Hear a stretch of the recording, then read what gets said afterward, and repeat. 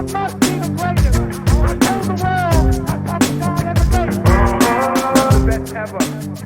and thank you for tuning in to another DL Boxing Podcast. I am your host, Coach D, along with my co-host, Bad Chaz, and neighborhood hero, Ryan Rios, where we talk about the sport you and I love, boxing. Well, welcome back, guys. We're back again. Hey, what's up, guys? About to talk about a fire card of boxing matches that occurred over the weekend. Fantastic fights. Can't wait to talk about them, guys. You guys have a great weekend? Oh, man. Thanks for inviting us over Sunday, by the way, man. Yeah, you're welcome, man. Great hospitality. That tri-tip. Great company. That tri-tip. Great food. That tri-tip was off the hook, It tastes as good as it looks. Oh, everybody dude. says, does it taste as good as it looks? Yeah. I'm like, When I drove up it. and I smelled it, man, Yeah. I was just like, I hope I'm at the right place. You know, Park across the street and you can smell it. Awesome, Daniel. Thank you. Yeah, man. no, you're welcome. I'm glad you guys came over and made that night memorable, man. It was nice having you guys over. Yeah. Man. So we had a blast. All right, guys. Well, it's time to do our fight review and recap the action from last weekend. And let's start with 154-pounder Liam Smith. He scored a TKO in round number 4 over Hassan Mwakinyo. Bizarre fight, guys. Chaz? Oh, you know what, man? Watching that fight, it seemed like Liam, you know, he was maybe making a little more of the accurate punches in the first couple rounds. And then, I mean, it seemed like by the third round, it seemed like what I noticed. It looked like Mwakinyo had like twisted his right ankle or something. Yeah, or he had something going on on the floor. I don't know. I mean, it's kind of too early in the fight for it to be like sweat or. And none of the for it to be footage wet really canvas. showed us Yeah. like what really happened, right? Yeah. So we're speculating that he twisted his right ankle. Yeah. He kept pointing to the ground, and and what happened? And then it got turned over to the fourth round, and then you know, they had their exchanges, and then it looked like something had happened, like he had slipped in this corner. And then it looked like he was trying to communicate something to the referee, and there was some kind of form of miscommunication, and then they let him go at it again. And then when he did go at it again, though, like it looked like he had went into a southpaw stance, and he was kind of like turning it up, like he was giving Liam problems. And then at one point again, he went back into that same corner, and then it's like he was trying to tell the judge, or not the judge, the referee, like, hey, there's something going on in this corner. But I don't know if there was a language barrier. What do you guys see? I saw a language barrier. I saw the referee just jump in and think that this guy was asking to be pulled out of the fight. What do you think, Ryan? You know what? I'm still confused. Right, I'm confused. It's bizarre, right? The only thing I can think of is that there was some water or something that he was slipping on. Ice? And he was just trying to go down on a knee so he can, get it taken care of. But, I mean, who does that? I don't know, what I mean? bro. Like, you got to protect yourself at all times. Doesn't matter what the case is, because we've seen people slip left and right. We see that all the time where people slip, they fall, or just whatever the case may be. You got to protect yourself. And he just pretty much went down. But at the same time, I mean, the ref should have kind of like talked to the corner, figured stuff out. They just called the fight without even him receiving a punch. And it's kind of hard to understand what they're talking about, because they're talking in their own language over there. So it's kind of like it's all an assumption. Yeah, exactly. So that was weird, man. I still don't understand it. And that was a pretty close fight, and the action was picking up. It was actually pretty entertaining. It was actually gonna probably be a close. It was gonna be a good fight. Good fight. And then they just end up calling it. But I don't blame I don't blame Liam Smith, you know what I mean? Because he got a lot of backlash. He didn't win, and the other guy was taking it to him, this or that. But you know what? He's not in control of the judges or it's not his the fault. Ref does. So I mean, he did his job. Give him the victory. Yeah, Mwakinyo's body language wasn't good, and the ref took it wrong and said, "Hey, I guess you won out," and stopped it. And well, what else can you say, right? Yeah, that was just weird, man. That was just weird. And they were fighting at what weight? 154 pounds. Oh, okay. 154. Yeah. And I want to say they were sparring partners back in the day. Really? And they were always going back and forth, like as far as who was getting the better of them, You could tell. Well, And so they were really familiar with each other. Maybe a little bad blood, kind of? Possibly. Okay. Competitiveness. So that was a fight they both wanted, and there was a good build up to that fight. You know what I mean? And for it to end like that, it was just. That was worse than a draw. Yeah, that's for sure. Yeah, that was bizarre, man. Like, good way to put it, man. And like you said, man, like they pulled down the fight. Like I couldn't find it to rewatch it. Really, I had to they removed watch like it.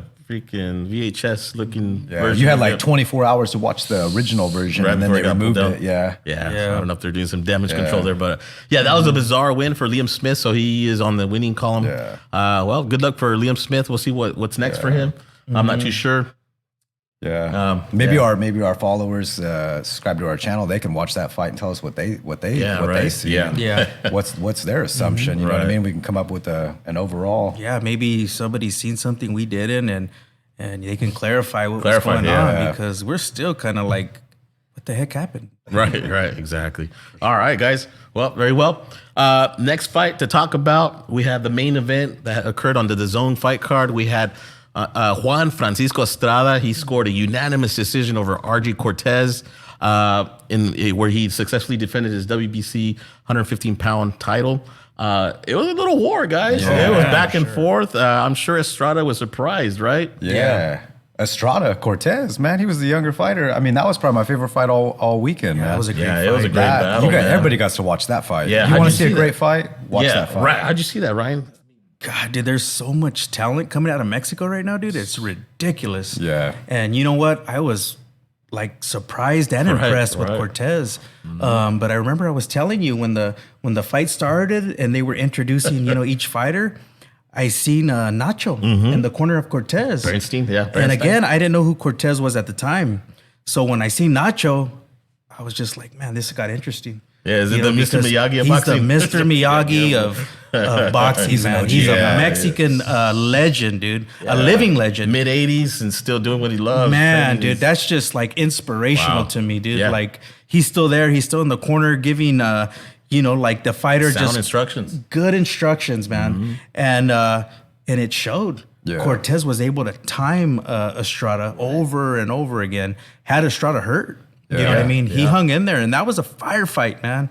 And you know what? Like you said, that was the best fight of the weekend. You know what I mean? And back and forth. I was just super impressed. And like, I would like to see that fight again. If not, I want to see how Argi Cortes does in that division. You know what I mean? Right, we want to see him again. Yeah, he did. He absolutely. He showed, he had put in a answers. good performance. He had an answer for everything that Estrada threw at him. He did, just great timing, man. Great timing and just good chin. I mean, just sound fighter, man. Watching that fight, Cortes, he was really teeing off on him, and I thought, oh man, Cortes is going to take this fight. Seemed like Estrada was getting hit a little more than I liked, but none of it dazed him. None of it that phased him. Tough, man. You can't teach that, man. Estrada is just a veteran. And he just that stuck, poker face. He just stuck to his game plan. Exactly. He stuck to his game plan, and I think it was one of the later rounds. Quote me if I'm wrong, but was it the seventh round? Seventh round. He landed a liver shot. He knocked Cortes down, and it seemed like that momentum shift there. That bought him some time, and it changed the course of the bout. Yeah, yeah, man, that was. Yeah. And if you notice too, like Argi was like just kind of staying away from that side of and he was putting that elbow right there into that liver. He was like, so he was I'm not going to let you hit me there again, because he was turning and Estrada, he looked like he was a little more banged up in the face, but that Cortes was more hurt. Oh, and those can't really, fans can't see a liver shot how much it hurts somebody, but he might have looked more banged up in the face, but Cortes was more hurting. Yeah. He slowed down quite a bit after that. He had that right wing down, huh? Right. Yeah. So that was a nice win for Estrada, which will lead him to a third bout. It looks like against Chocolatito Gonzalez. I believe they want to make that in December, which was going to be great. Yeah, they seem like they already have it planned. Right? There's a date. Because there's already, I saw like a poster for it already. I'm like, what the? Yeah, I thought that was wild too. Yeah. But another thing that I thought was a little crazy was when they had the open scoring, man. Oh yeah, that was during the Yeah, card. it was like, I'm like, who's naming out the cards? I was looking around the house, like, is somebody like? Now, are those around? official? Are those official scores? Those are official Those were the scorecards. official. Yeah, so they're doing. So they're imagine doing, if you're a fighter, right? Yeah. And you're either down or you're up on the scorecards. How does that affect you in a good way or a bad way? Yeah. Knowing that you're up 2 or 3 rounds or you're down 2 or 3 rounds, it's gonna change that fight. You're either gonna pick it up or you're gonna, kind of back off. Right, back off. Yeah. It's hard to say, man. I just thought that was kind of crazy, but you've heard that before, right? Yeah, that's the dispute between open scorecards. Should it be something in the sport of boxing or or not? And I agree. I mean, if you hear you're up like 4 points and there's only 2 rounds to go, are you going to take your foot off the pedal and just kind of breeze through the rounds and win the decision? on the other side of the coin, if you're down, oh shoot, I'm down 4 points. I only got 2 rounds left. Do you turn it up and try to score a knockdown, or to make up for those points? Yeah. I don't know. I think fighters know they don't need to know scorecards. I think they know within the fight themselves how bad they want to win and how they feel. That I don't think it's necessary. In my opinion. What? I always hear fighters asking in the corner, "What round is it?" Or or they don't know. Yeah, right. Exactly. Come on, they know. Yeah. Or even the corner saying, "Hey, you're losing this fight," but actually they're winning the fight. Yeah. So honestly, I don't really like that open scorecard system. Yeah, I don't either. Because and then it gives you the fans what's really going on too. It's kind of like it builds up some anticipation towards the end of the fight, and you get the final decision.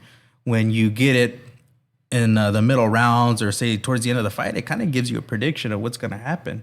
So I don't really care for that too much. I never heard it. And I didn't really want to hear that. I was like, man, I wish I wouldn't have heard that, because at the time I had the scorecards a little different, in my head. But at the same time, like, they were pretty accurate, man. And, right. And after the fight was over, I'm like, oh, okay. Well, I counted the last couple rounds, and I'm like, okay, I know. Yeah, but I was tripping out, like, what is that? You know what I'm saying?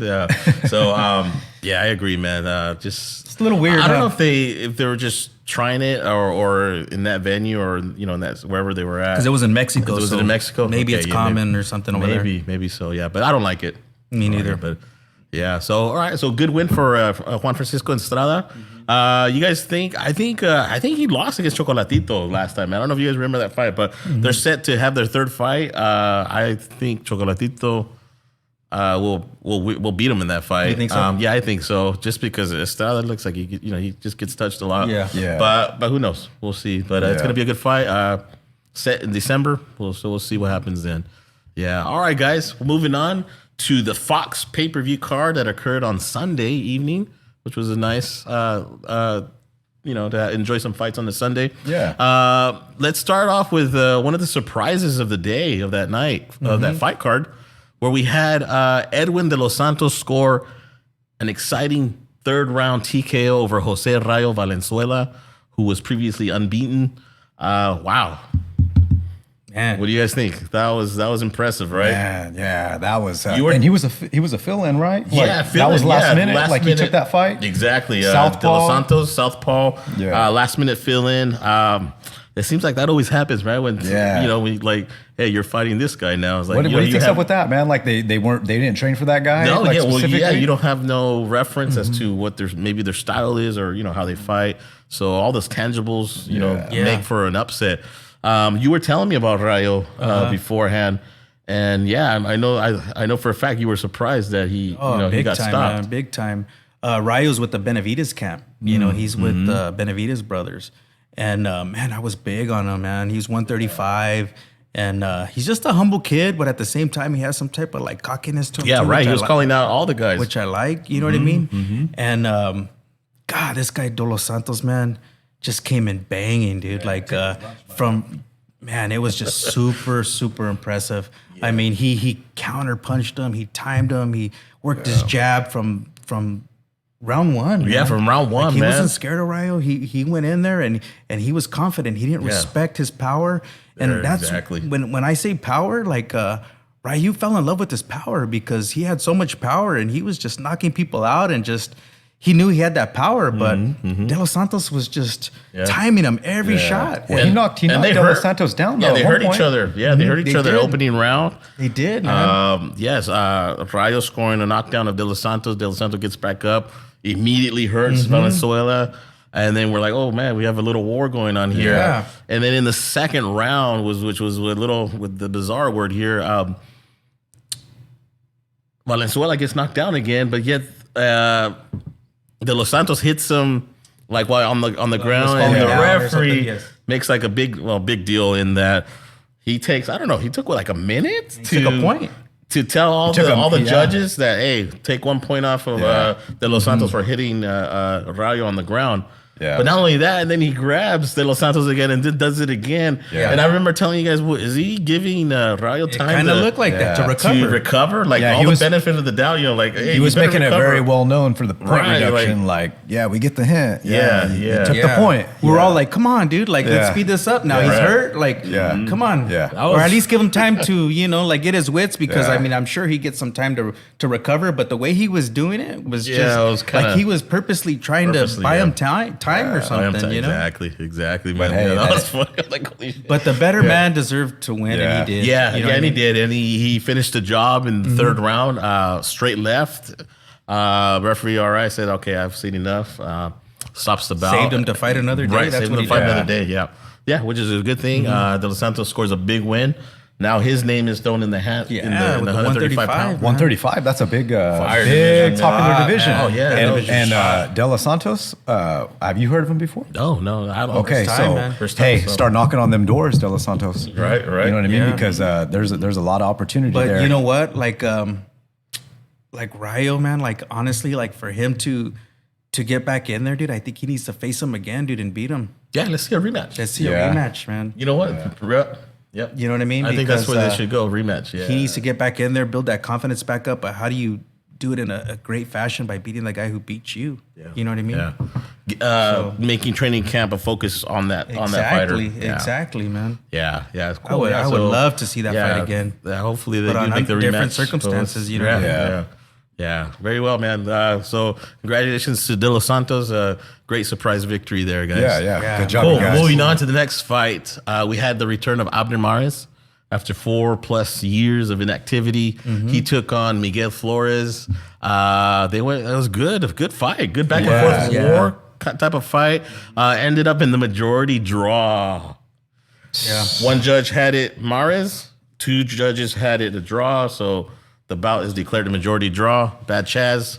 Oh, man. What do you think, man? I don't know. Mares, he impressed me, man. Right, coming for 4+ off of years. that ring rust, off of the 2, torn retinas. Yeah, something, I mean, he just looked like he had low mileage. Yeah. He just looked like he knew how to work that ring, use it to his advantage. Smart fighter. And then he used his power when he needed to. He knew how to come inside. He knew how to then walk back and start using that ring again. Yeah, he wailed that right hand a lot on Flores. But then towards the end of the rounds is where I guess Flores started picking up the pace, landing some body shots on Mares. I guess tightening the fight up in the end there. I honestly didn't see a draw coming. I thought Mares should have got the nod, right? Yeah, I thought he won most of the rounds. Well, I mean, again, that guy, like you said, came on late. But, I mean, Abner just looked good to me, man. Like, he was just really smart, man. He controlled the pace of the fight. Like, he dictated where things went. And he just had the more, like, power shots in. Yeah, for sure. So... Yeah, I would give Abner the edge on that fight. Yeah, me too, man. Did you guys? I don't know. I didn't catch the post fight interview. Did Mares say he was continuing to fight, or is he going to retire? No, I didn't hear that part. Yeah, but then again, that's another 135 pounders. You know what I mean? Like another name in the hat. Another name in the hat. Yeah. I want to say Abner went up a lot though because he was fighting like 120, 115. Oh, really? Right. So he's already fighting out of his weight class. Yeah, exactly. Yeah, maybe he wants one more payday. When I seen him at 135, I was like, oh shoot, man! Like, can he take right. this guy's power, man? Right. You know? He did. He hung in there with Miguel. He did. Yeah, he took those shots, man. Very well, man. So disappointing majority draw. I thought Mares should have got the nod, but same here. But well, it is what it is. All right, guys, let's move on to the other 135 pounder that showcased and honestly took it was fight of the night for me, and that is Isaac Pitbull Cruz. He scored a tremendous second-round knockout over Eduardo Ramirez. Chaz, amazing, brutal knockout. Oh, man, he's just a Mexican fighter that just comes forward. He knows how to keep his chin down. Yeah, his hands chin up. Tucked in, exactly. Fundamentally while he puts that pressure on them. If you're a casual fan and you don't really pay attention to like technical boxing and you want some entertainment, watch Pitbull Cruz. He's the next big thing. He's like the next Mike Tyson. He comes forward. He's exciting to watch. He's got power. He's got it all.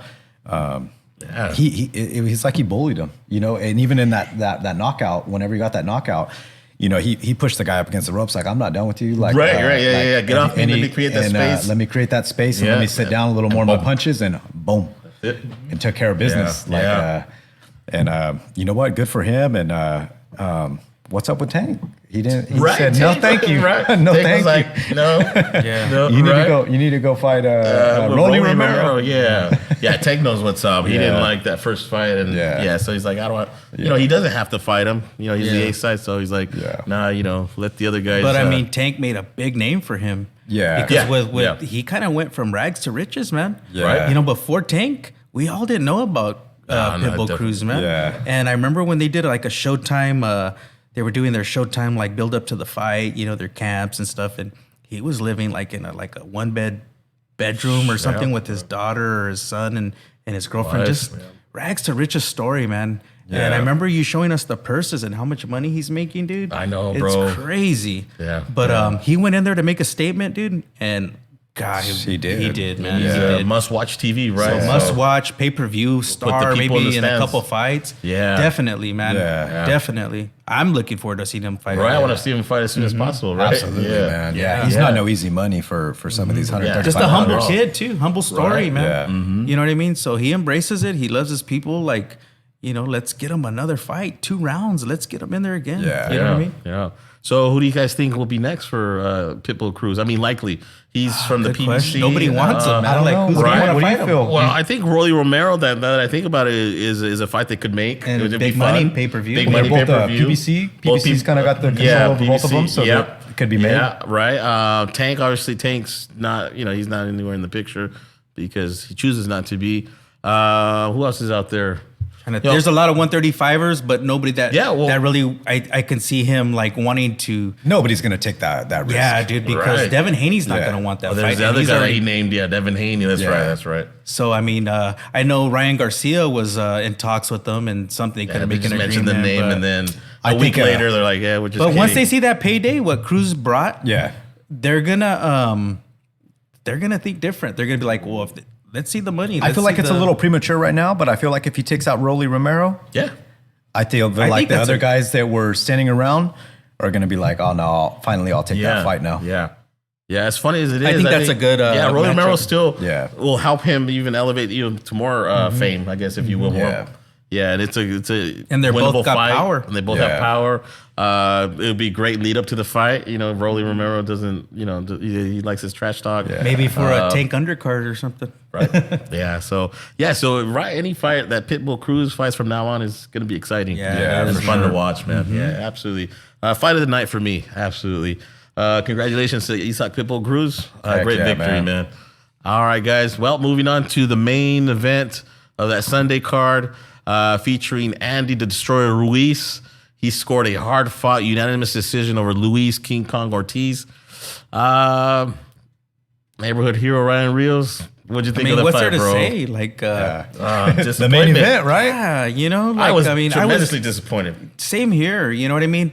I mean, Andy had his moments, and honestly, I felt like if he would have pressured him a little bit more, and it seemed like whenever he wanted to go after Andy, whenever Ortiz touched him, Andy would counter him with some like fierce shots, and he would put him down.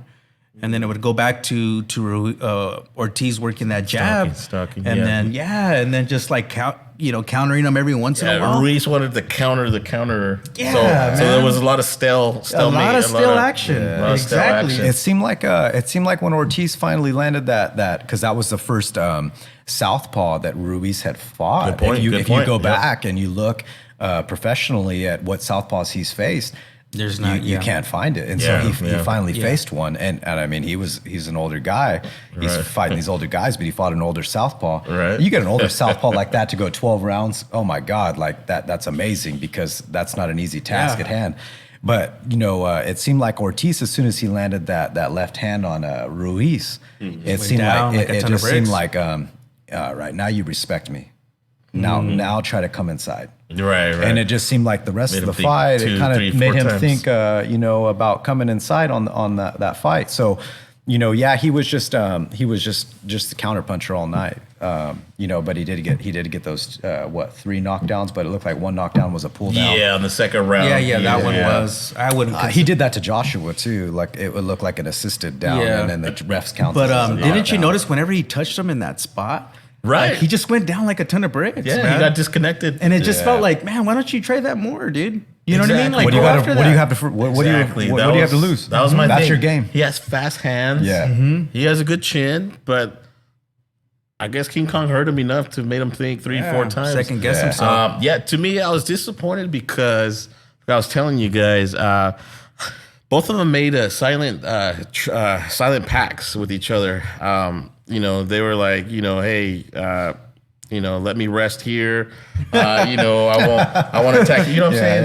They were like taking turns. One of them's coming off of inactivity, Ruiz. The other one's old as heck. So a lot of stale action. Just kind of silent treatment packs with each other to where so they can make it to 12 rounds and both show good showings. Andrew Ruiz could have did more, man. Yeah, it was a stale win. Stale win for Ruiz for me. And honestly, I know Andy Ruiz won that fight, but I was more impressed with how Ortiz handled it. Right, because if his punch resistant wasn't gone, like if those 3 knockdowns weren't there, exactly, dude, the scorecards were just few points apart, even with those 3 knockdowns. So that tells me, man. Good job for Ortiz, man. Like he was the winner in my book because of his age, going 12 rounds as a heavyweight. That was standing at the end of 12, man. Man. Still looked somewhat fresher than even Ruiz. Right, he's 11 years older than Ruiz. Come on, man. Come on, Ruiz. Show those fast hands, right? Yeah, man. You could have got it. He could have went for it, but I don't know. Maybe it was, like you said, the first southpaw he's ever faced, so that troubled him. The inactivity, he didn't know if he had the stamina to go 12. Yeah. He felt the punch. He didn't want to feel that again. Who knows? You know what I'm saying? It's like, How old is Ortiz? They say he's 43. Yeah. All we know in the United States, he's 46 or 47. Right. He could be 10 years older than that. Yeah. Right. Andy 32. 43-year-old hung in there with him. Credit King Kong Ortiz. But hey, good win for Andy. He got those knockdowns. Right. He did what he did. So he's Ruiz has beaten on the door of Deontay Wilder. So he earns that. And what's Wilder thinking? Easy work? I think he's licking his chops. He's just like, he didn't look too nervous or scared to go. He wanted to go in that ring. I'm going to send my grandkids to college. Dude, man. That's going to be a big Well, he has that fight against Robert Helenius on October 15th. That's going to be a good fight, too. October 5th. Yeah. So, we still don't know. If Wilder looks good and knocks out Helenius within 3 rounds, then we're like, hey, he's back. Yeah. But we don't know how Wilder is mentally, physically. After his 2 big stoppages losses to Fury, which were brutal, right? Especially that third fight, the dude would not submit. He would not succumb. He would just kept getting up, even though he was taking bombs from Fury through. What was that? 11 rounds. Yeah. So you don't come out exactly the same after those kind of fights. So we'll see what kind of performance Wilder gives us on the night he faces Robert Helenius. And then we can gauge, hey, Andy versus Deontay, who has more in the tank. You know what I'm saying? But right now you would say, oh, yeah, man, if Wilder lands that huge right hand on Ruiz, he's gonna put him down. Put him down for the count. But we'll see, man. So a good win for Andy Ruiz. That was, I believe, the WBC Eliminator. Yeah. Oh, okay. So he's the number 1 contender for the WBC, which Fury holds right now. But we don't know what Tyson Fury has planned for himself. Yeah. But good fight card, guys. I enjoyed the fights, even though that last, the one that we just discussed wasn't wasn't what I expected, but it was still. It still had its moments, you know what I'm saying? It still had its moments where kept us on our feet. Cool, man. Well, awesome. Though that was a recap of the fights. All right, guys. Well, it's fight week and it's ladies' night. Ladies night. All right, guys. It's ladies' night, guys. September 10th. We will have an all-female card for the first time in the history of boxing. Wow. That's crazy. That's cool, man. Awesome. There's going to be, that is really awesome. There's going to be I'm happy to see that. Yeah, me too. There's going to be 2 bouts that will highlight this card. The first one we're going to talk about is the unification 130-pound bout between Mikaela Mayer versus Alycia Baumgardner. Mikaela Mayer holds a WBO IBF junior lightweight title. She will defend that she will put that on the line against Baumgardner, who holds the WBC junior lightweight title strap. So they're going to unify. The winner will hold 3 straps at the end of the day. How do you guys see that fight going? You know what? I feel like Mikaela's probably a little more of the well-rounded fighter. Yeah, more experienced. Record and knockout history kind of shows that, and she's kind of been in the women's boxing a little bit longer. Yeah, more in the limelight, more in the ESP, more. Yeah, the Baumgardner, nothing against her. You know what I mean? I hope it's a great fight. I feel like she's kind of bringing some of the power to the fight. Yeah, she has a little pop to her. Game. Definitely, that's her game for this fight. How do you see it, Ryan? What do you think, man? You know what? Yeah, man. Like I think Baumgardner is gonna try to start early. You know what I mean? Like she's use her legs. Sure, she's chiseled, man. Like she has a lot of muscle on her. Yeah. So she's gonna try to build some momentum. You know what I mean? But Mikaela Mayer, she's just like you said, an all-around good fighter, man. Great technique, great jab. So she comes forward. Great ring IQ. Yeah. You know what I mean? Yeah. So she's gonna, I think she's gonna keep her distance from Baumgardner the first few rounds, and then I think Baumgardner is gonna kind of lose some gas in the tank, and then Mikaela Mayer is just gonna take over. But Mikaela Mayer better be careful of that, like you said, that power, man, because if she gets hit with a shot, you never know. But if she can get past 3 or 4 rounds, it's Mikaela Mayer's fight. Yeah, good. Good the way I analogy, see it, good. The way I see it, Mikaela Mayer, like you say, she's fundamentally sound.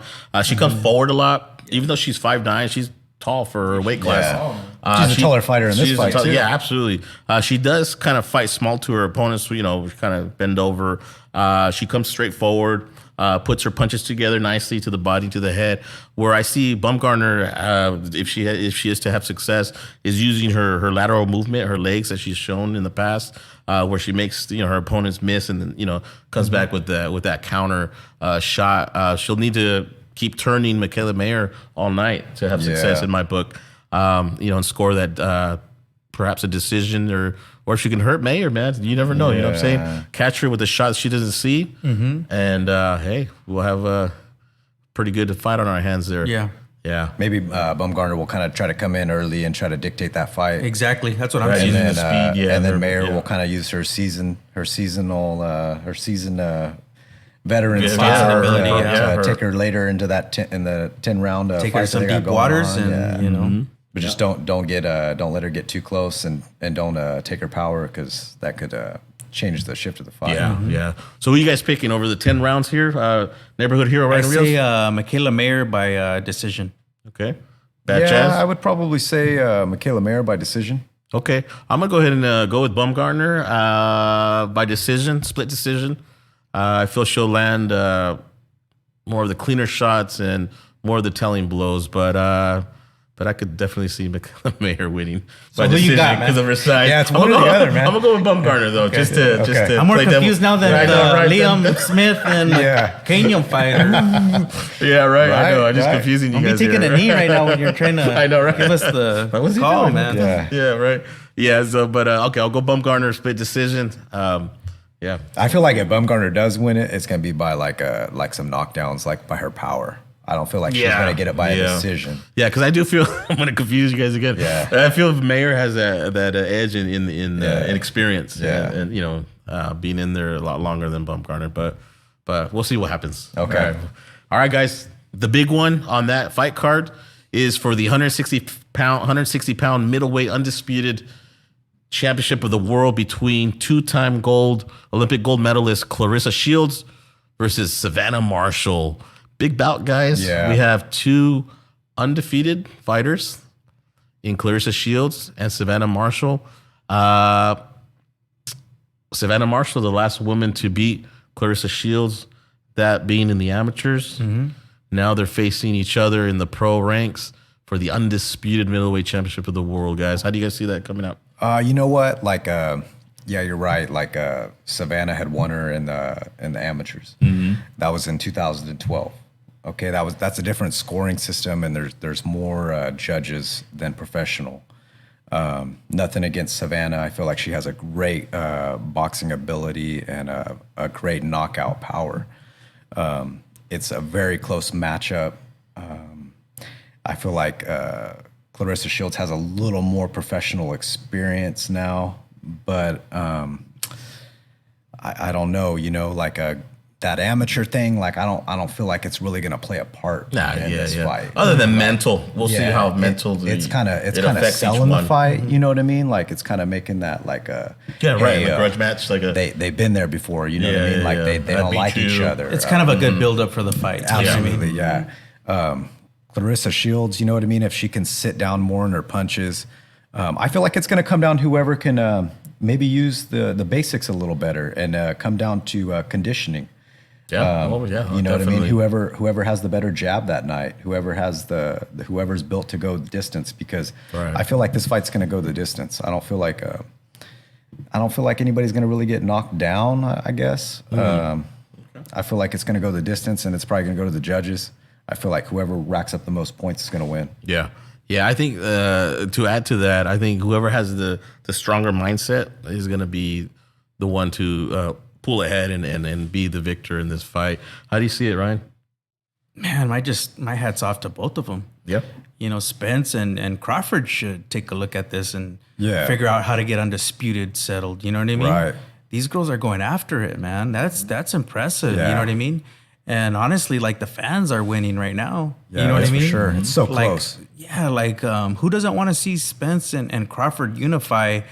Or I'm sorry, for undisputed, like what we're seeing now. You know what I mean?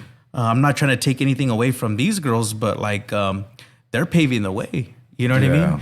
And I would like to see Claressa Shields look impressive, man. Me too. I want her to become undisputed. Me too. And I think she's the best in the game right now. I mean, there's so many girls that are like just coming out right now. Well, Claressa Shields lost to Savannah 2012 in the amateurs, but then she won gold medal in the Olympics in 2012. And Savannah Marshall lost in the first round. And Claressa won gold medal, I believe, in 2016. Yep. So she's two-time.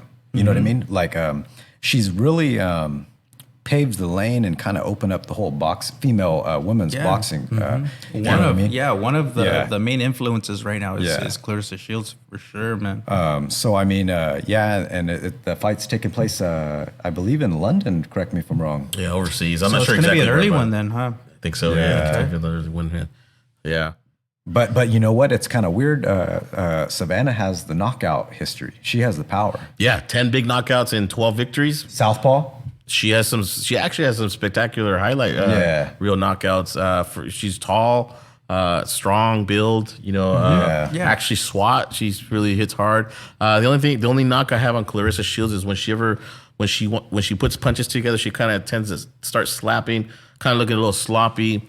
I hope she fixes that for this fight because if not, during one of those, if she tries to put two or three together, Savannah might come in between those punches and hit her really solid and put her down. Shields has been down before, and Marshall, I'm confident can at least put her down. I've noticed in watching them in the past fights, they both tend to bring their hands down during the fight. You know what I mean? So that's kind of something that I feel like if they could tighten up on, you know what I mean, might be a deal breaker or help them throughout this 10-round fight. Yeah. It's pretty interesting that Savannah Marshall is trained by Peter Fury, Tyson Fury's uncle. Oh wow! So she has, she implements some of the Fury tactics. She's tall, so it fits right in. So good influences. Good influences, absolutely. Yeah, that's cool. All right, guys. So let's do our predictions, man. Rios. I'm taking Claressa Shields, and I think she stops her, man, in the later rounds. Nice. Okay. I want to see a good fight. I don't take anything away from Savannah Marshall, but I just feel like Claressa wants it more. I feel like she's just going to be locked in, man. Like she's just going to go in there like just focused. So that's just where I'm going with the fight. Okay. Yeah. Bad Chaz. So is it a top rank thing? No top rank here, man. Yeah. Well, it's going to be on ESPN. So it won't be ESPN? ESPN Plus it for us. No, ESPN Plus. Oh, okay. You had me thinking like, is the top rank referees there to stop the fight? That's what I think you were asking. I'm getting at it. Hey, is it going to be an early stoppage? No top rank, right? No top rank referees, please. It'll be on ESPN Plus, but like you said, overseas. So hopefully none of that will influence the bout. But who do you have winning, man? Oh, you know what, man? I just it's going to be such a close fight. I feel like for me, but I have to go with the American fighter in this one. You know what I mean? Because it's so close for me. But nothing against Savannah. Like I just feel like she has the knockout power, but I feel like Claressa has a little more of that professional resume. And whenever Savannah did beat her, it was on an amateur scoring basis. Yeah, totally different. And it's different. Yeah, you can't even compare the two. It's a different game. It's So a different I feel like I got Claressa this time around. Cool, excellent. All right. Well, I'm gonna go with Savannah Marshall, guys. You like the underdog, don't I like you? the underdog, man. I like the underdog. As long as she doesn't feel intimidated by Claressa Shields, a lot of women are, when your opponent can be intimidated easily by someone's antics, someone's, mere presence. Oh, look how many gold medals I have. Look at how many belts I have. Yeah. That could be intimidating. Like, oh man, like what am I getting myself into? But if she can, go in there not intimidated, her mindset strong, good game plan, knowing, hey, even though it was in the amateurs, it still counts, in my mind. I beat this girl before, I'm going to beat her again. Go in there, use her power, hurt her, and I think she will win. Let's go with a decision where she scores a couple knockdowns of Shields. All right, so that's my pick, guys. Okay. Yep. All right, man. Cool. We'll see what happens. Yeah. You guys all tune in. It should be a great night of women's boxing. All right, guys. Now moving on to the next topic. We're going to talk about, should women's boxing be fought under the same rules as their male counterparts? Well, right now, the women are fighting 2-minute rounds as opposed to the males who fight 3-minute rounds. And the women are fighting 10-round championship bouts, where the male counterparts are fighting 12-round championship bouts. So again, the question is, should this change for women's boxing? Should they have the same rule set as their male counterparts? What do you think, Bad Chaz? You know what, man? I think that it should be switched over to the 3 minutes, especially if you're professional prize fighters, especially if you're fighting for a title. I mean, you have that resume. You're there. You're a professional. You're professional. I mean, compare it to like UFC. Were you guys talking about something like that? Like, I believe we verified. Hopefully, we're not wrong here, but the females they do fight the full 5-minute round the full 5-minute rounds that their males counterpart fight, and they do the whole 5-minute rounds. Did I say that right? Yeah. Now I'm confused here. No. Right. 5 rounds for 5 minutes. Yes, for championship fights. Yeah, and they do that, right? I believe so. Yeah, right. I believe we looked that up. So why are these professional women in boxing not held to what the boxing game is all about, right? 3-minute a round. Yeah. And if it's for a title or a championship or eliminator or whatever, 12 rounds. No, right now they're doing, again, 2-minute rounds. And if it's a championship bout, 10 rounds only. Yeah. All right. So you think they should? I believe so, man. I think so. I mean, it seems like when I watch it, it's just like they get started, and as soon as there's some momentum built up to it, it's just the round's over, and it's just like, man, they were getting ready to start exchanging. Right. It's starting to develop their game plan, and bing, bing. And it's almost you're taking away from part of their development. You know what I mean? Perfectly said. Yep. I mean, I don't know. What's your guys' thoughts? Yeah. What do you think, got Ryan? an opinion on I that? agree with that. You know what? Honestly, like, I'm not for it or against it. It's weird because I love watching women's boxing, man. Yeah, me too. Like, I even named my daughter after Layla Ali. You know, yeah, her name's that's Layla. bad. That's bad. So I feel like women's boxing, man, is just nonstop action. And I don't know if that has to if the shorter rounds is a factor, because I just see a lot more action than in men's fights. These girls are going at it. Yeah, man. And, and 10 rounds, I just feel like, like, I know women are built a little different. I know their stamina is a little different, but Which I just feel like every title fight, is usually a brawl, man. It's usually they're going after it, man. Yeah, they're. The only fight that I was disappointed in watching, and I wish it would have went longer. I'm sorry. It was Katie Taylor and Serrano. Yeah. Yep. That was the only fight that I ever damn, I want to see more. Right. If there was one more, if there was one more minute, It could have would Serrano changed the finish fight. Taylor in that fifth Exactly. round or whatever round? Serrano would have won. Yeah. So I mean, I'm kind of like for it and against it, I guess. But in a way. Serrano's the one that brought that up to Katie Taylor. Yeah. She's Oh, like, really? no. She said, hey, Yeah. If you're serious about it, why don't you do 3-minute rounds? Yeah. And Taylor said, well, it's already scheduled and Yeah, the money's right, already right. on the It's already line for set 2 at minutes. 2. So, Yeah. But Serrano, she's behind the scenes looking how this weekend plays out. And you know what I mean? Like, She's a great fighter.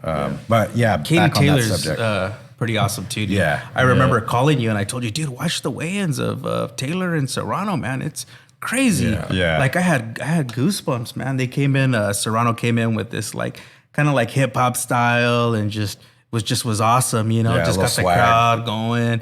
And then Serrano came in with just like this epic, like just like warrior, like just whatever her culture was, man, she came in with it and it was just like, just gave me goosebumps, man. I'm like, this is Yeah, gonna and be a war, and I'm glad you bring up that fight reels because that's a perfect example of why I think they should 100% do 3-minute, 12 rounds. Look, the women, they're professional. Like you said, they're professionals. Yeah, they're built different. And before I get into my idea or my ideology as to why they should, I did read. Well, they do 2 minutes because of safety first. Mm-hmm. Okay. And they try to say like medical evidence suggests that females are more prone to having concussions. Okay. I'm like, okay, but are they okay? But I would believe that if they were fighting men. You know what I'm saying? If they were competing against men, yeah, they would probably get concussed a lot more frequently. But no, they're fighting women, right? You know, same gender. And then the other thing they were saying is, oh, they have menstrual periods. And so that, yeah, that's what I was like, what the hell? And so that affects their body, and so the shorter time, you know, just helps them. I don't know how, but they brought that up. I was like, okay, you know, I don't know anything about that other than, you know. Yeah. So with that said, I'm like, well, you know, that's still kind of, for me, kind of weak evidence to suggest as to if why. you want to be the greatest woman of all time, right, the quote, yeah, they pick it up to 3 minutes, right? pick it up to 3 minutes. Now, why? Because 3 minutes show, hey, did you do your extra laps, your extra time in the gym? Did you, cross your I's and your T's or whatever in the gym? Because that extra minute is going to test your stamina, your mental fortitude, your game plan, and your character, what you're made out of. Amanda Serrano versus Katie Taylor, that round where she had Taylor basically out. Yeah. That damn minute would have made the difference. Could have made the difference even in the next rounds, because hey, guess what? Momentum builds. Yeah. They have that extra time to set it up. Mm-hmm. And what happens if you do have the extra round or extra minute? You're gonna have more knockouts, more stoppages, more exciting fights. In my opinion, yeah, you're right. They're exciting as it is right now, but it's like, oh, this is getting good, and then the bell rings. It's like, oh.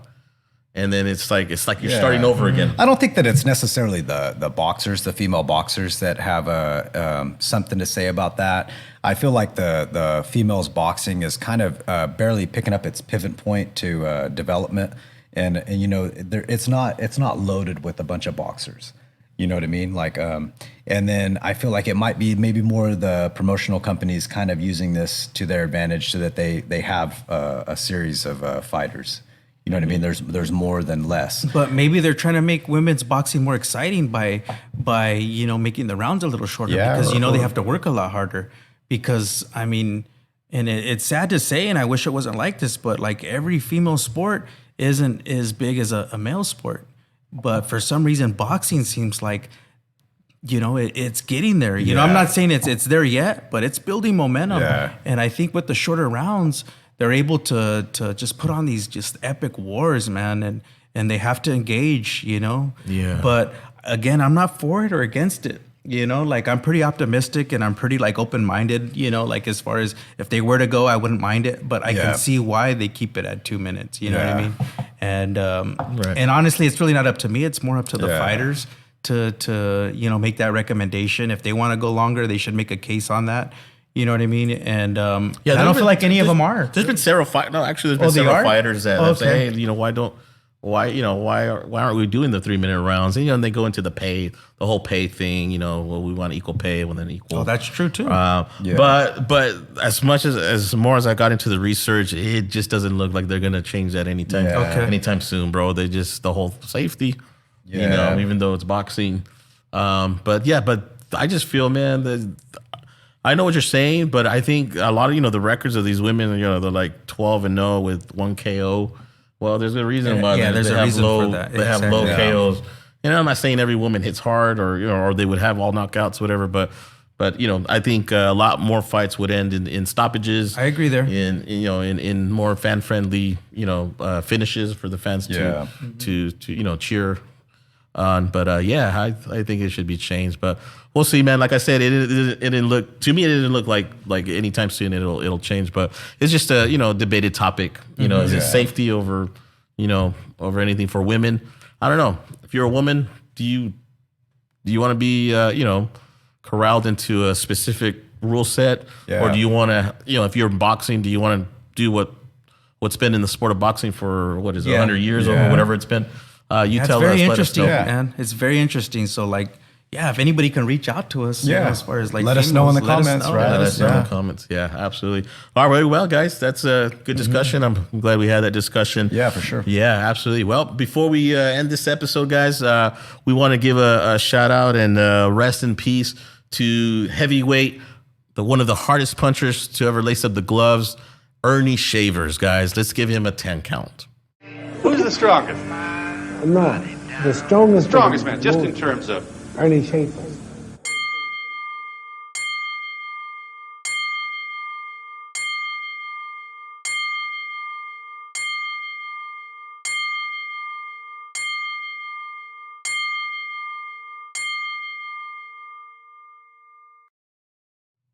All right, guys. Well, that concludes our podcast, guys. Another fun one. Yeah. I love it. Let's keep on doing it, guys. I want to say a shout out to our viewers. Thank you guys again for spreading the word, for liking our videos. It'll help us grow and help us continue bringing good content to you guys. Any shout outs that you guys want to give out? Yeah, you know what? I'll give a few. There's quite a few people that have been giving us good feedback. Awesome. And you know what? Also too, there's a hat that I'm going to be bringing out hopefully to the next episode. You know what I mean? Dope. And then also my buddy Dangerous Deanda is going to help us with some get some shirts ready. And then also too, Sing Money, Diego Dallas. There you go. Just some good people, man, just supporting us. And I really appreciate Thank it. you You know guys. what I mean? Yep. So that's where I'm at with that, man. Cool, man. Yep. Varella's Boxing Gym in Lindsay, California. You guys are putting Right on on. a good little gym over there for the youngsters in the Valley. Appreciate that. Make sure you guys like and subscribe and share it with your guys' boxers that come to your gym. And then what about Hanford Boxing Gym? Those guys over there Ruben too. Valdivinos. That's I'll be getting in touch with you soon, man. Yeah. Sister from another mister right there. Yeah, we wanted to support our local amateurs, guys. We're all about the boxing. We know it starts from the amateurs, from the ground up, man. Yeah. All right, guys. Well, I'm your host, Coach D. This is Bad Chaz, neighborhood hero Ryan Rios, and we're out.